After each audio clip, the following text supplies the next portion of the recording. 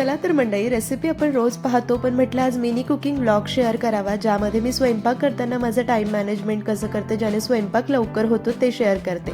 रेसिपीसह detail video तर चॅनलवर आहेच, तुम्ही पाहू शकता.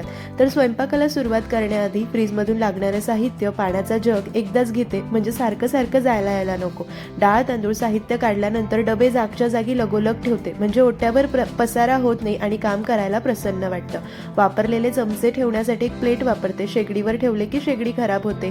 डब्यामध्ये पीठ भरून ठेवताना एकदा चाळून ठेवते, म्हणजे स्वयंपाक करताना वेळ वाचतो, चाळत बसण्याची गरज पडत नाही. लागणारं सुकं पीठ एका डब्यात ठेवते, 3-4 दिवस छान पुरतं. भाज्या वगैरे चिरून झाल्यानंतर कचरा साली वगैरे ठेवण्यासाठी एक प्लेट वापरते, म्हणजे ओटा खराब होत नाही. लागणारा लसूण 3-4 दिवसांचा एकदाच सोलून ठेवते. दाण्याचा कूट वगैरे सुद्धा आठवडाभराचा एकदाच करून ठेवते. मग काय पटकन भाजीला फोडणी देता येते. वरण उकळून झालं की सुरुवातीला पीठ मळलं की चपात्याही मऊसूत होतात.